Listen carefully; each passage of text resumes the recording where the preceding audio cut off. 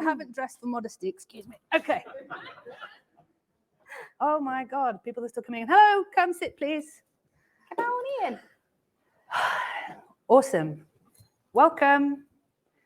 I hope you're already enjoying day one of Develop. It's been so long since I've been in front of everyone. It's amazing. Great. So you've come here to see us talk about building contented communities. That's great. I would like to know who has yet to begin any kind of community building journey, has not got a community for their games yet. Some of you, good. We have you at the right moment. That's great. And everybody else is working with a community that is already existing and wants to juice it up, keep them happy, healthy, and safe. Great, cool. Let's introduce ourselves. I'll throw to my colleague, Abbie. Hi, I'm Abbie Heppy. I am the Director of Live Service for Media Molecule. So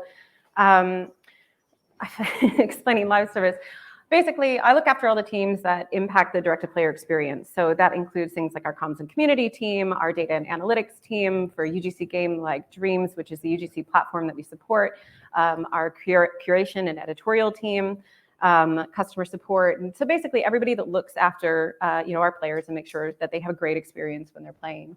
And my background is in community management for companies like Respawn, as well as live television and games editorial.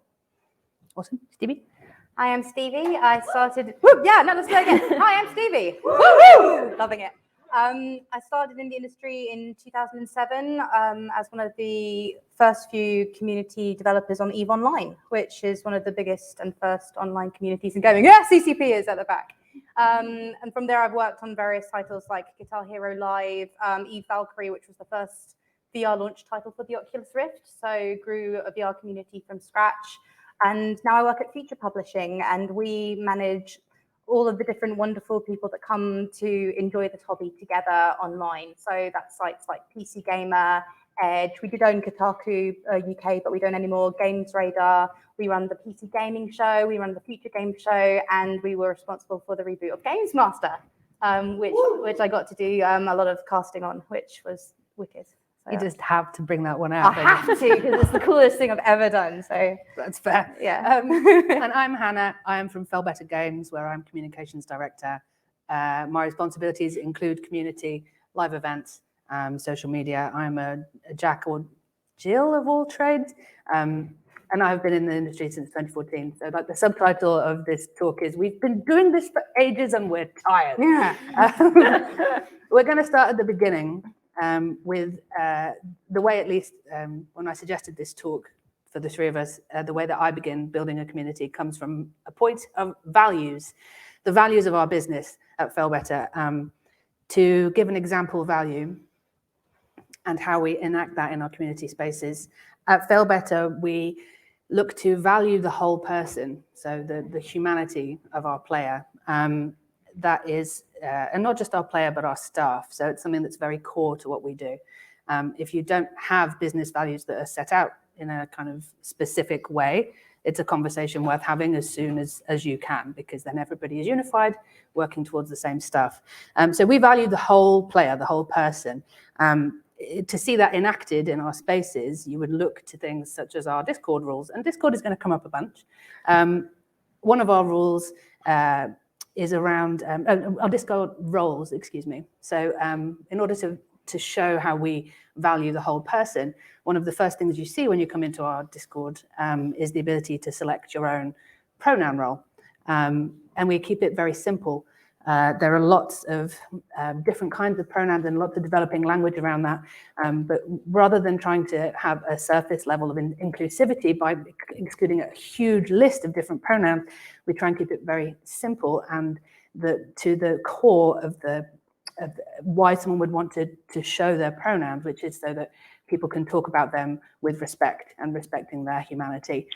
So we just offer people the opportunity to choose their most relevant pronoun for themselves. And to turn to Abbie, I think we had some things to talk about from values regarding dreams. Yeah, so obviously we're a UGC platform, so we have to think about values in the actual game itself, and through the things that we curate from a UGC perspective, and we sort of put on the front page for players who are coming into the game. as well as on our social channels. And the nice bit about the social channels is it's really been even, predating when I started at It's been sort of handed down from community manager to community manager over, the almost 2 decades that the company's been around. So, that I feel has been sort of this long established thing. And then we've had to translate that into, okay, great, what does that mean for UGC? What does that mean for the content that we promote? And the people that we really support and celebrate on our social platforms. So some of that is just establishing the actual moderation values across the platform, not just what is our age rating, but actually what do we support and show other players. Which means that we actually have a whole curation team that plays through content and make sure that the things that we are promoting on that platform, things that don't adhere to those rules technically can still exist. Moderation rules are not necessarily your company values rules, but the things that we are promoting and sharing are things that we all feel celebrate the best of what's on the platform and the things that we uphold as a company. I think one of the most important things from working on EVE Online, which was a large-scale MMO, and something that a lot of companies think they want but don't actually want, is transparency. And you see this a lot, like a lot of corporate slides. Sometimes the values, let's be honest, are very, very corporate-based and actually don't have any indication as to what the company actually acts like or talks like or how they actually treat their community. So one of the things when it comes to community rules, especially if it's something like that comes from the top down, is about educating on what transparency actually means and what they expect, and then educating that down to your community about how transparent you actually can be. So a lot of them actually mean communication. They don't actually mean transparency. And that's one of the value things that I think has been great for, if it is a value, going, hey, look, we said to our players, we would tell them if this feature was not going to happen. It's part of what we agreed to. It's part of what the shareholders and the stockholders and the CEOs agreed to. So this is something we're going to do because we've decided to deliver on this. Or it's something where you say, like, we're not going to do this. And I think, like, when it comes to that kind of thing, it's a lot easier to then explain it to people because you get a lot of rage when it comes to you're not telling us anything, or there isn't a roadmap, or that feedback loop that comes from big communities that want, especially if you're working on a live service game that gets updated constantly. When's the next update? You said the next update wasn't a quality of life update. We want more features. It's about understanding how transparent you're allowed to be and having them always expect that same level of it. Like, well, you told us about it when it was like late last time. Why can't you tell us about what's going on now? Because that's when players get frustrated. I've got this like flow chart that I do, which is like, if your player's upset, it's either because something isn't fair, in which case do something about it and tell them what you've done, or it actually is fair, in which case explain to them why it's fair. Yeah. And that's sort of how I've managed to get through communications when it comes to those values, and being able to lean back on the game designers and the communications people and the CEOs to say, like, we're going to explain why we've decided to sunset this feature or remove this player mode or change around what we're doing when it comes to this formula or that, because it basically explains, like, we understand that you're listening. I like to call it strategic transparency. Yes. Yes. But it's something that you actually have to explain to dev teams as well, because it is, you like, oftentimes I have people who want to tell, everybody in the community about what we're working on with Sprout, and that has to be balanced against the communications plan, that has to be balanced against player expectations. And then of course, like, the sort of always on nature of a lot of the channels that we use, means that we get asked direct questions all the time about where is something. And I'm still genuinely surprised that people are like, I know they're going to spill the details on this one thing because I happen to ask them at this exact moment on a Tuesday afternoon. But I think that it's a really good conversation for people in this position to have with teams as well, because ultimately, like, we are about building sort of the best pathways to talk to community, and that isn't always telling them everything that you want to tell them or knowing what they want and expect. So it is a really tough balance. And you're right, especially on live service. Another thing that is the core and the root of a lot of these ideas of workflow and shaping and molding and forming a community is obviously rule sets. We have, going back to Discord, we have a live service game and we have a live Discord with 7,000 or so members. And when we set it up, we were taking over the mantle of official Discord from a community Discord that had been running for a while. And people heavily expected our Discord to follow that format. But it was derived from the community. It has a different purpose. So something that we put in that caused a great deal of Durman-Strang at that time is a no meme rule. If you use Discord, I'm ready to fight for my no meme rule. If you use Discord, you'll know that large swathes of these Discords are for extremely online people, for people who use a lot of video games and intensively, and they are in multiple Discords, and they expect certain things from that kind of space. But the player base for Fallen London, our live service game, it's a browser game, and still now, even though we have some C players coming in from PC, a huge percentage of those people are people who do not play twitchy games, any other games really. It's a text adventure. It's like a visual novel. So we have a lot of people who are not very online. Also within our team, we have lots of people who are not very online. So we have this no meme rule in order to level the playing field for everyone in our Discord server. So you cannot come in and post a lot of low effort, meme-y content that is kind of automatically excluding for large proportions of our player base who are not online enough to understand a lot of what's being said. And it makes it much easier then for us to moderate it, because we are not demanding that the writer or the programmer or whoever in our small team who is on Discord duty that day doesn't then need to be a person who knows, you know, where are we in the cycle of Pepe discourse? Is Pepe good or is Pepe bad, right? This is based on a discussion we had earlier. I was conveying that, like, I have now encountered people who are too young to know some of the history of memes. Yeah. And thus, you know, I have found myself explaining some of these things, going like, well, actually, let me tell you about Pepe. Gather round, children. Let me tell you. And look, nobody has the right to post Pepe. Like, nobody has, like, if you want to do that, there are Scully and other places to do it who are better equipped.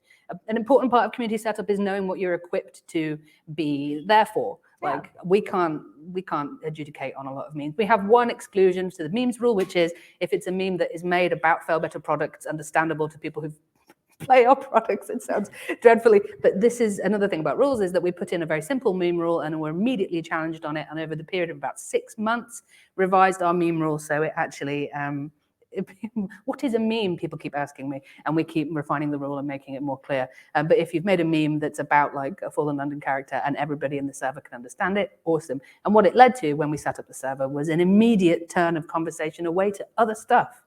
We talk about other stuff. Norse myths. We had a 6-hour conversation with 25 people talking about Norse myths and history, posting and sharing articles and links. And that was fucking great. It was so good. It was so much fun and so rewarding, and not like high effort, but it brought all of us to something that we could understand and enjoy together. And that was way more valuable, I think, to us.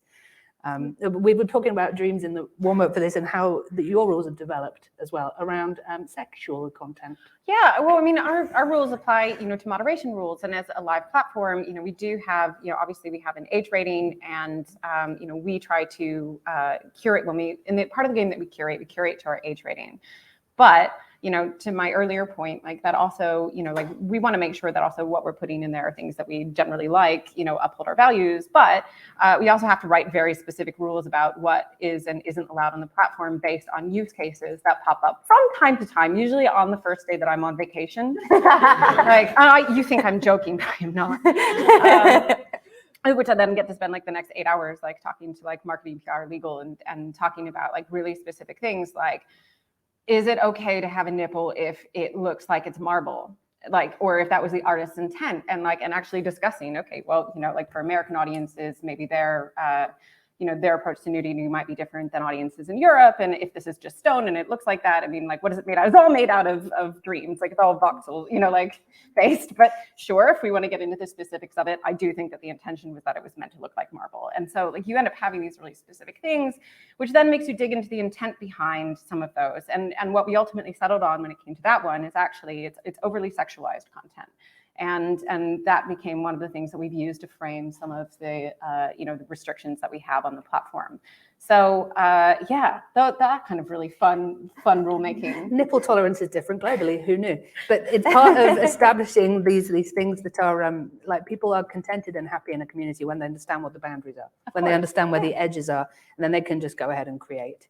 And you don't want to spend your whole time explaining why something is offensive, not funny. Because I think with your specific meme example, and we get this a lot in like comments on PC Gamer and stuff like that, and on different articles, like you don't want to have to explain why that meme's offensive and why that one isn't, and without, because a lot of the time you don't have the time to go through the nuances of, oh, I just thought it was funny. Like you can't do that with everybody. There has to be guidelines when it comes to how to keep content on topic for what it is you're trying to do.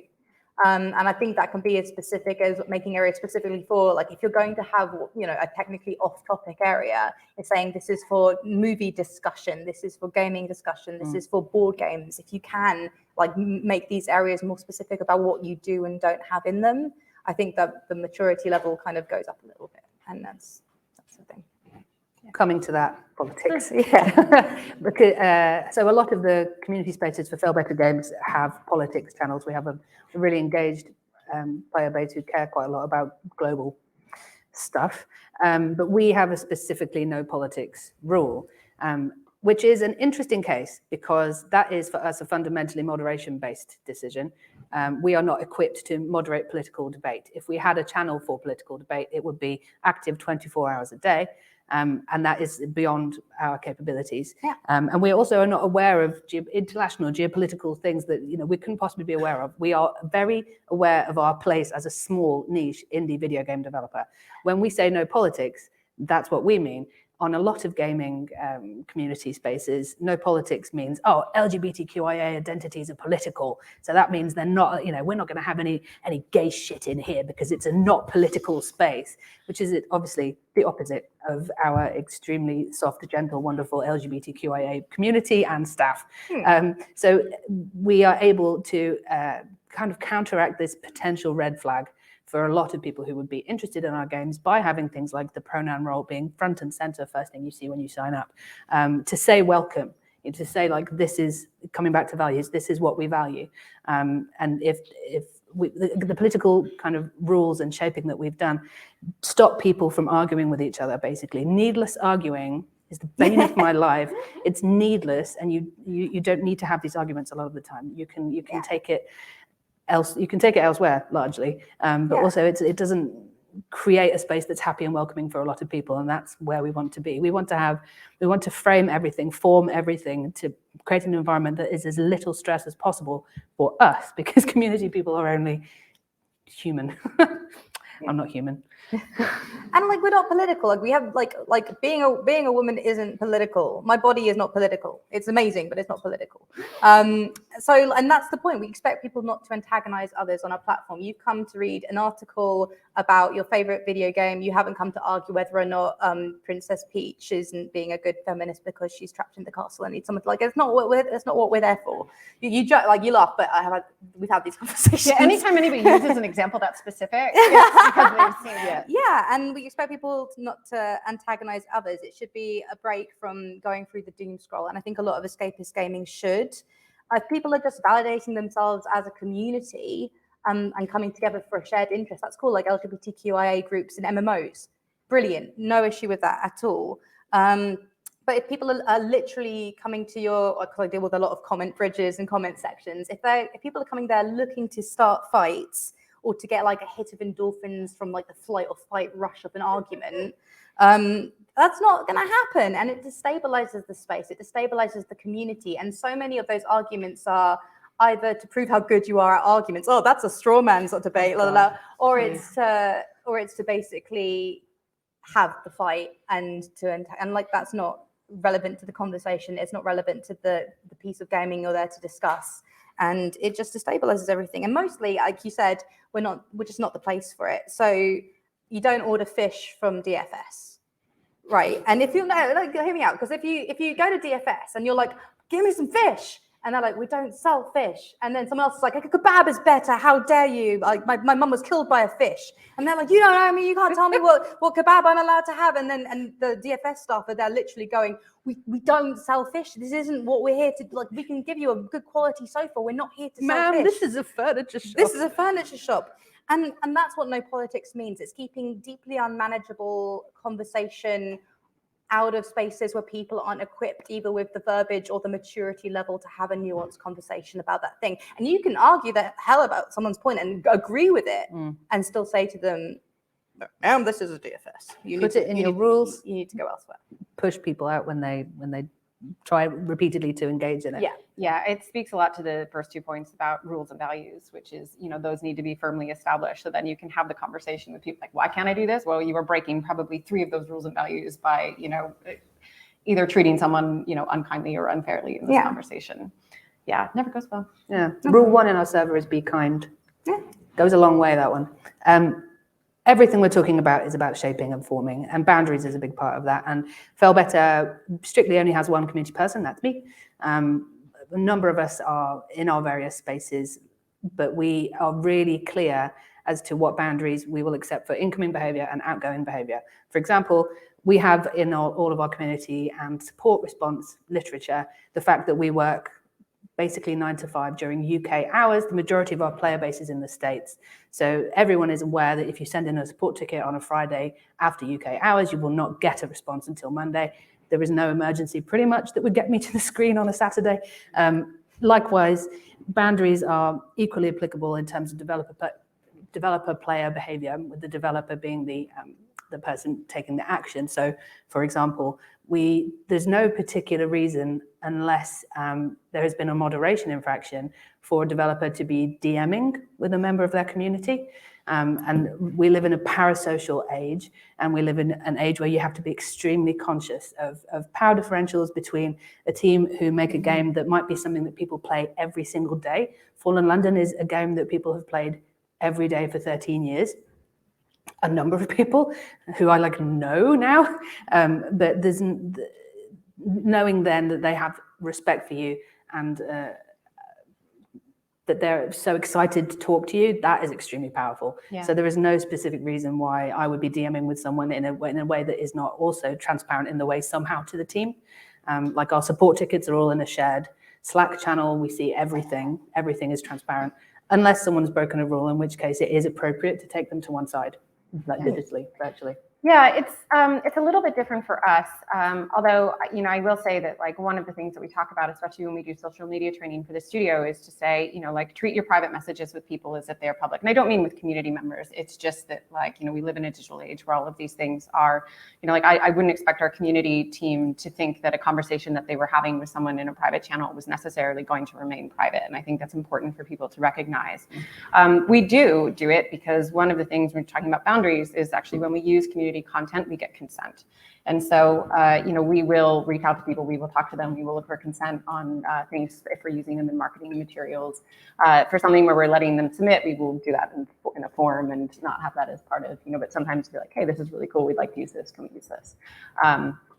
So, we do have some of those conversations, and obviously there's, so there's some exceptions to that I think are reasonable.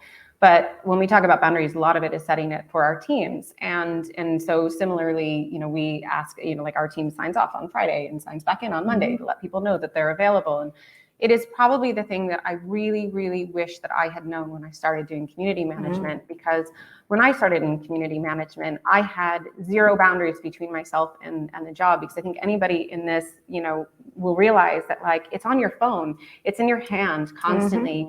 And especially if you use personal social channels, if you use Twitter for yourself, if you use Instagram, you are reachable, you are contactable. And not only that, your community is visible to you. And so it is my first big warning to people that you have to find a way to take a break. You have to make sure that, your team is the appropriate size or has set the appropriate boundaries to make sure that they can protect their personal time and their personal space. Because it is really invasive. People do develop personal, relationships, with you, or think that they do, even if they don't. And people will reach out to you on your personal social media and everywhere else. And it's such, it's really the thing that I wish, and it really, when I started in it, it still was such a burgeoning like career path, that somebody had seriously had that conversation, or that even at my company was experienced enough to say like, it's okay, you can step back. I know you're working really hard, but actually like we need to help you here as well. Like what's been the best thing ever, which I've only just had it this, literally a future, is the first time I've ever seen it, is on an email. It says, I'm aware that the team works globally. If you get this email outside of your work hours, I do not expect to reply. Yeah. And even just having that on an email is like so lovely because if you're working with, because we've got teams in Sydney, we've got teams in LA, we've got people in New York, it just means that you're not having to do this stuff constantly. And it just, even just internally, even not to the community, even just to different teams that are working globally, it's just made all the difference where you don't get, when LA wakes up, you're not getting a 3 a.m. email about something that you then can't switch off because it's so hard. Absolutely. And I think, we'll probably get into this with a few of the conversations that we're going to have, later. But, it is really about thinking about scalability. Yep. And, especially when you're dealing with a global community or a very large game or platform, yep. You need to think about how all of the various systems that you build to support players will scale. Okay. And how to keep it sustainable. Yes, because some companies won't have the option of hiring a whole team of people. Like in some cases, you will have to figure out, how does that work for one person? How does that work for a small team of people? Or if you're a massive, employer, then, you have more options. It's about protecting the devs as well. Like you'll get, like, especially with indie and with smaller studios, you'll get especially game designers who desperately want to explain the reasons behind every game design decision or every balance change. Like on EVE Online, we change a ship. We would change a ship, and then all of a sudden you'd have like 200 people going, wait, but on my spreadsheet there should be a 1% wing turn radius. Why did this change? And then you get the game designers that are like, let me explain why, because there's a really good reason for this, and I want you to know. And we're transparent, so we've got to, and it sees how it all trickles down, right? It goes from your values, and all of a sudden you've got a game designer who's probably game designing maybe 20% of his work day and spending the rest of it just having to defend her decisions. It's definitely something that, as part of social media training in companies, you really have to make it clear to people that, like, if you are opening that door, you sometimes cannot just arbitrarily close it. And that's where I find it really helpful to give people lines like, I'm really not the best person to answer this. Like, you should reach people at Media Molecule, like use the Media Molecule tag and stuff. But like, these are why, like, these conversations between the community team needs to happen with the entire dev team. And it's really critical to make sure that they understand. It's not like you don't always get to say like, oh yeah, this, and then think that no one will ever message you about it again. Yeah. At least the community can start to educate each other once the information is out. That's something that we've found really useful. Absolutely, but, they are not allowed to at us for anything, to raise us. Even if they see that we're online, if we're not talking, nobody's allowed to talk to us. That's and great. if they accidentally at us, everybody else in the channel goes like, like, that's rude. And people never do it twice. So that's a really helpful boundary. Shame.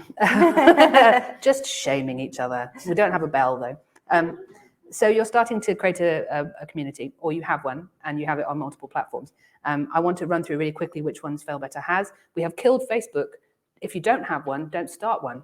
That's my message of the day. We've killed it because it ended up being a thing where we were just repeating the same message on a bunch of different platforms, and we were not actually reaching people on Facebook, so it just became an extra piece of work. We have forums. Yay! Woo, forums. Who's got a forum for their game? Yes. I have 30 forums. Yes. For different hobbies. Awesome. So we have forums that we've had for 13 years. And the reason that we have them, and in fact we updated their tech this year, so it's a new kind of forums platform, is that they are a wonderful record. They are searchable. They are owned. So Twitter comes and goes. TikTok's going to come and go. The forums will always be there, and they are indexed by Google. So people who want help and support, they can get hold of all the information they need via our forums. And if everything else fell over, or if Discord go ahead and get into crypto or whatever, and we have to bail, we're going straight back to the forums. That's our like bolt hole. And we do have a Twitter, but we largely use that for being funny, just trying to be funny. Like, I actually am probably in the wrong career. I just want to make people laugh. But that's all I do on Twitter. And then we have a Discord. But we developed a Discord much later down in our lifespan of all these other platforms that we've had. the platforms are hungry and they all want things in different ways. Like Instagram is a really needy platform. You have to post there a lot. It has to be photo content. Screenshots from games don't go very well. And this is sort of veering into social media, but it's becoming a shop front and less of a community building space. So how useful is it to you? Are you still doing it just because you have one? Can you cut it off and still kind of survive? I mean, forums, Stevie, we love them. I mean, so this is what I do. So, I mean, we launched, so far I've also launched forums for space.com, Live Science. I manage the Practical Caravan forums, and that is drama. Like, you don't think, you think that MMO forums are going to be the drama, but actually Practical Caravan is an absolute mess. It's absolutely crazy. But we launched the PC Gamer forums 2 years ago when I joined. From scratch, and we're up to 300,000 members, registered users, and it creates revenue. We're actually a community team that makes money, which is weird because we spend so much time trying to explain ROI on a community team and on a social media platform, and being able to explain like why this, you know, what retention is, what churn, how it stops churn, and all of these things. Actually, our forum serves ads which make money. People come to us to purchase ad space for these forums. You think about those 3,000, you know, however many users are coming back. Our comment sections on our articles, you serve ads, you make money as well. So we can actually say, like, we're doing these things, and also we're bringing in this wedge of money, which you can then either use for community initiatives or put it elsewhere in the company where it's going to be useful. And I think that, you know, this Discord and other sites where it's actually a lot harder to monetize, you know, these things are going to become ways that you can actually show value that's literally in black and white for people to explain why your team's important, why content curating is important, and why it's good to bring people to that place. And like you said with Google search as well, like it can bring you up to the top. Simple things like game tutorials, being able to say like stuck at X on The Witcher, like Witcher search terms are like way up there when it comes to that stuff. And there'll be a forum somewhere that has like exactly that question, and it'll be making thousands. And it's just having the right information where you need it, and it's never going to go anywhere. Absolutely. It's a massive platform retention tool. You know, I break it down into something so like unromantic, but it is, you know, this is what keeps people coming back, re-engaging, you know, potentially spending money on your platform or clicking the ads, or, you know, like keeping your game supported and alive. It's incredibly important. You know, we support, you know, we have forums which tend to be more for like help and how to.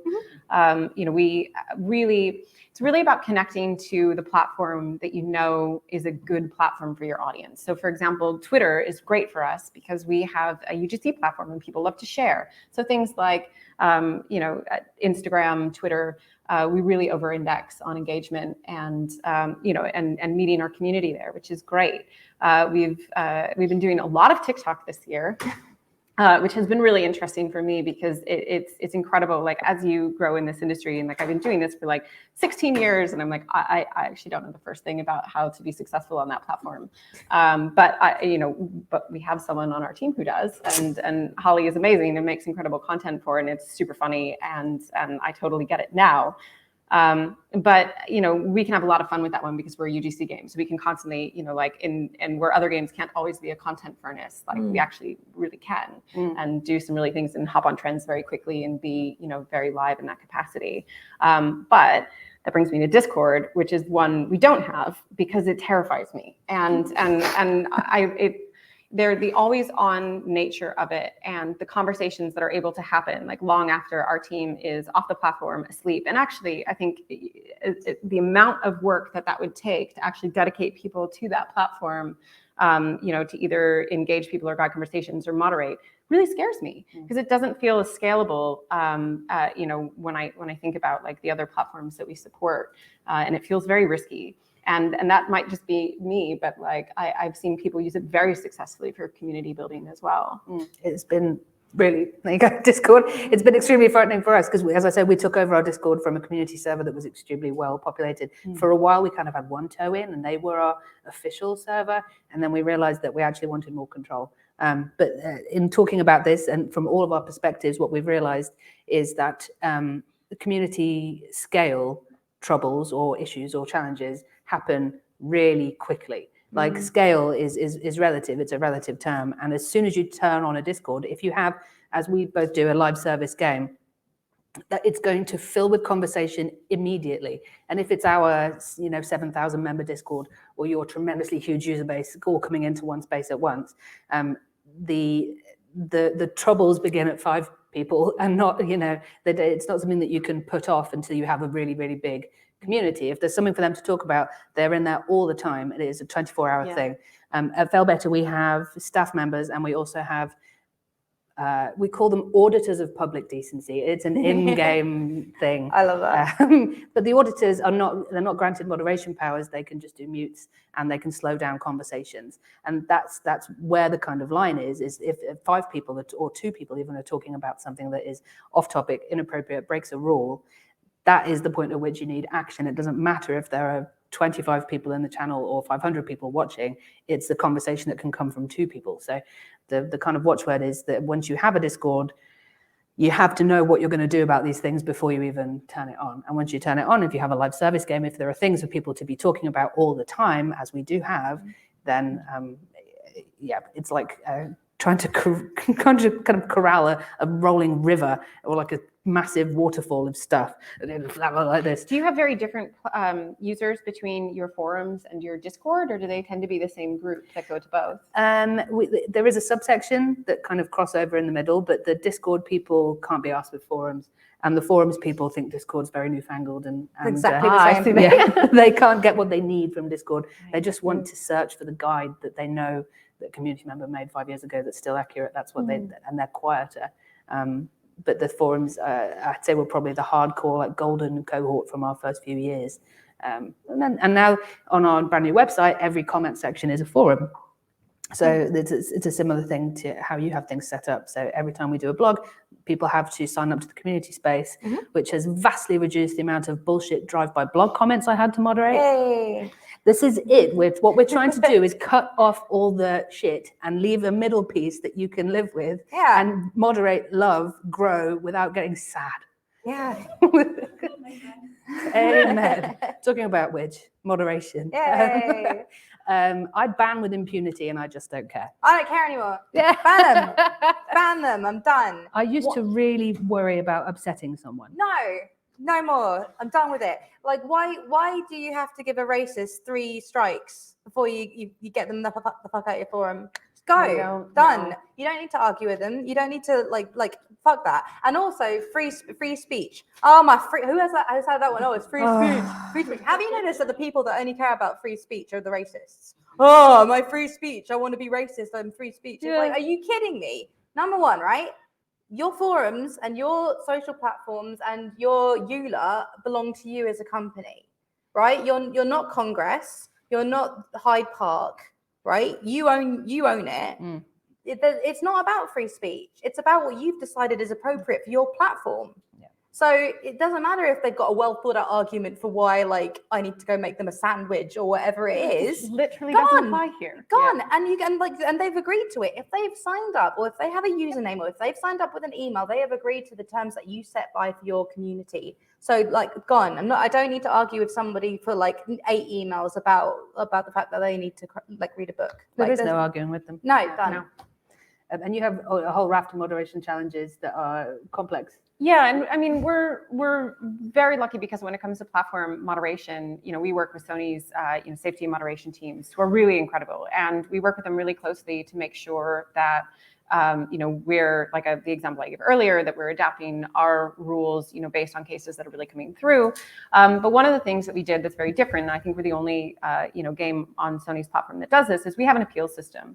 And we worked with them, to make sure that we had it. It's literally an email, but what I like about it, and the reason that we made it that way, is because I never want to put our community team in the position to be arguing directly, with a community member about what it is, what it is or why it's wrong or why not. It gives us a safe space that is not on public channels, where we do not have to have these conversations in the public eye, where we can actually take the time to go take a look at the content, make sure that everything that they have told us about it is true. It's often not.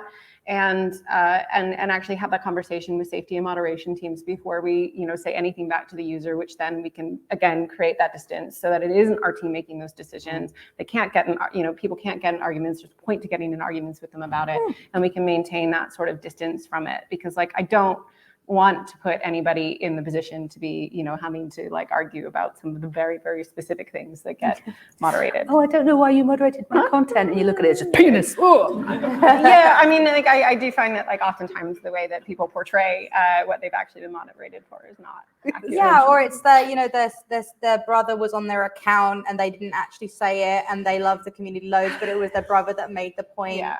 It was like your brother's got you banned. I got blamed for a guy's divorce once because of this. Oh yeah, because what'd you do? I laughed. He got banned, right, for posting a bunch of awful stuff about our devs on our forum. Ban him, done. Not having that zero tolerance policy on harassment of staff, of course. Then he says, oh, actually, this was my wife.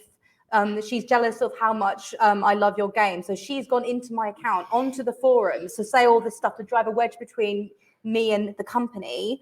So this wasn't me. Can you let me back in? And I'm like, I'm not really gonna. No, there's nothing to do. And then literally attach his divorce documents to the petition to be like. And I'm like, you don't need to go through this. Look, this is the account. I'm not going to work out where you live and talk to you. Also, sorry about the divorce. Not my business. There's you're going to fly in and counsel that. Yeah, there's no way. It's not your job to do that. The account breaks the rules. Yeah, come on now. Yeah, come on. Well, I don't really know how to move on from that. Growth. So there's lots of stuff that you can do to build your community. This is the point at which it kind of takes off. So you've shaped your pot, your thing that you're filling with people who understand what is appropriate and acceptable and celebrated in that space. And then, things that you can do to grow your community. Obviously, user-generated content, huge part of it. Competitions, cosplay guides, all these things, these small kind of gifts that are not related to the games directly are things that you can share out during fallow periods, and that kind of comes onto the idea of content cycles. Well, it's really about knowing your community well and knowing what will engage them and what will what will be effective. So for example, at a point, our team was drastically different. It was really a social media and community management team, and then at a point when there was sort of a lull in content, we decided to make our own. And so we actually, because it's a UGC game and anybody can learn the tools, we hired someone from the community, Jamie Breeze, who's amazing. And we started making this thing called a dream walk. And it was during COVID, and you can go outside. And so, it was this thing that allowed people to just create a little section of a walk, and then we sort of stitched them all together. 2 months later, we're making our own in-game games convention, which is called DreamsCon, and the third one is happening in just a couple weeks. And we started building our own events with the community, and actually, finding ways where they can submit stuff to us, they can be a part of them. We do a collaborative Halloween project each year with them, where the first year we built a haunted house, and each room was made by a different community member. And we've really turned it into some creative things that now actually we support as a studio and as a team. And I mean, the design team actually works on these now, and the art team, because at first we did these, we weren't doing these with you can tell from the first DreamsCon we didn't have an artist, and we assembled it ourselves, and that's amazing, and that's come something that now supports our studio and our team as a whole, but it really came from the community team and really knowing and engaging with our player base, and I think that's the opportunity that exists for people who work in this, and it's really cool. I think also sometimes that there's a lot of pressure, especially from shareholders and stockholders, that if there is a dip, you need to do more and keep doing things. You need another competition, you need another thing, and there needs to be something else. But actually, again, this is another one about educating upwards about the fact that community naturally has dips and ups and downs, especially when it comes to readership communities, because Black Friday, Amazon Prime Day, right? And then that's gonna dip, and we should never expect the same amount of traffic that we get on those days that you would for the rest of the year. and actually saying, especially because burnout is such a big thing and crunch is such a big thing, to say, actually, we normally expect a dip in January. We've got a couple of live events going or whatever it is, but also the team's going to take some time to work out if we want to change anything, plan for the year, get our stuff in and sorted, and even like just spend time looking at ways to interact with your community or do surveys or come up with different pathways to actually find out more about the community that you've got. One of the cool things that we did, because there'd just been a massive launch and we knew that everything was going to go up and then go down straight afterwards, was that the designers didn't have anything to do because there'd just been a launch, so it just happened. So it was a really good time to get the player council in, a really good time to actually sort of invite players to a studio to actually talk to them about what they'd like to see in the future and have that discussion when it's actually the right time for different parts of the studio to have those conversations. Because I think another thing people forget about CMs is like our up and down is completely different to the devs for a game launch, depending on how many games you've got. But obviously once the game's launched, we go, and then everyone else goes, oh, that was nice. And then it goes up again. So we were at a completely different time. It goes back to that boundaries thing as well. It's like on launch day, I'm probably not going to make it to a launch. Don't talk to me. I mean, I haven't been to a launch party. At a launch party, I'm always like, so it's a very different. We're in goal, basically. Everyone else is playing the field. We're just like shit, doing the opposite to everybody else. It's it's a lonely thing, but it's like a cycle of inspiration and like love, really, between you and the community. Like all of this is like worrying about this and setting up that and shaping this and doing. But it is the coolest part of game development for me is interacting with the community. There we go. Holding up the time's up sign. Yeah. I feel like we barely scratched the surface. Is that time's up with questions or without questions? Do we have 5 minutes? Time's up. Time's up. Thank you, everybody. Good night.